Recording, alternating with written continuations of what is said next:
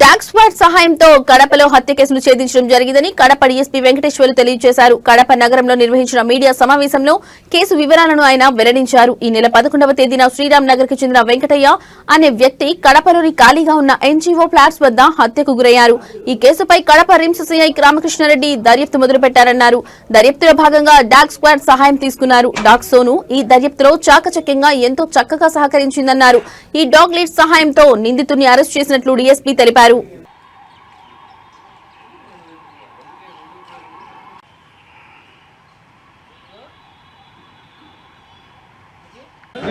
నమస్తే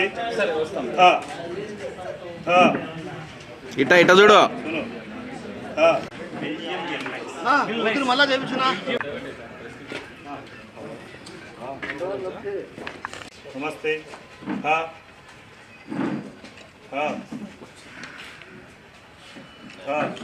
పోనీ అడిగి అంటే అది ఎట్లా సార్ ఛేదించిందంటే వాళ్ళ ఇంటి దగ్గర వెళ్ళినా నేరుగా ఇంటి దగ్గర బ్లడ్ స్టెయిన్స్ ఉన్నాయి ఇంటి దగ్గర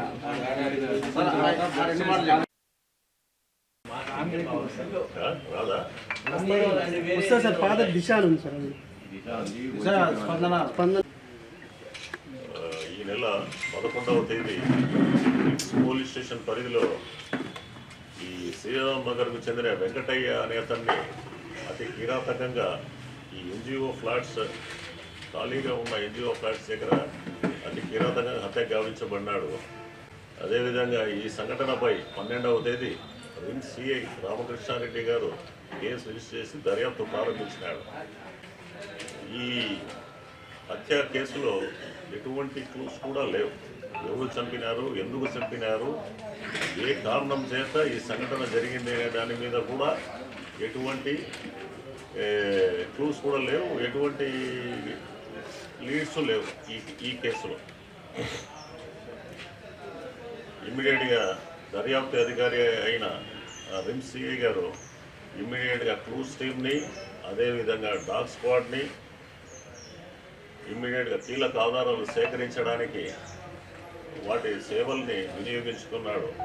డాగ్ సోను అదేవిధంగా డాగ్ హ్యాండిల్ అయిన సుధీర్ గారు ఆధ్వర్యంలో డాగ్ సోను దీంట్లో ఇమ్మీడియట్గా సీన్ ఆఫ్ అఫెన్స్కు తెప్పించబడ్డారు. ఆ డాగ్ సోను ఇమ్మీడియట్గా ఈ ముద్దాయిని రేస్ చేయడంలో అత్యంత చాకచక్యంగా దర్యాప్తు అధికారికి కేసు దర్యాప్తులో సహకరించింది. ఇమ్మీడియట్గా దాన్ని లీడ్స్ మేరకు సిఐ గారైన రామకృష్ణారెడ్డి గారు ఈ ముద్దాయి అయిన అరుణ్ని గుర్తించి అతన్ని ఇంటరాగేషన్ చేసి కేసుని డిటెక్ట్ చేశారు. ఇది దీని పెట్టి ఇష్యూ, వాళ్ళిద్దరి మధ్య ఉన్న పెట్టి ఇష్యూ. అందులోనూ బాగా తాగినారు. తాగిన దాంట్లో వాళ్ళు మాట తిరిగి కొట్టేశారు. ఇతను ఇంకొకతను మనస్పర్ధలు ఉన్నాయి. దాని చిన్న పెట్టి ఇష్యూస్ మందు కొట్టే టైంలో మాట తిరిగింది. సైలెంట్గా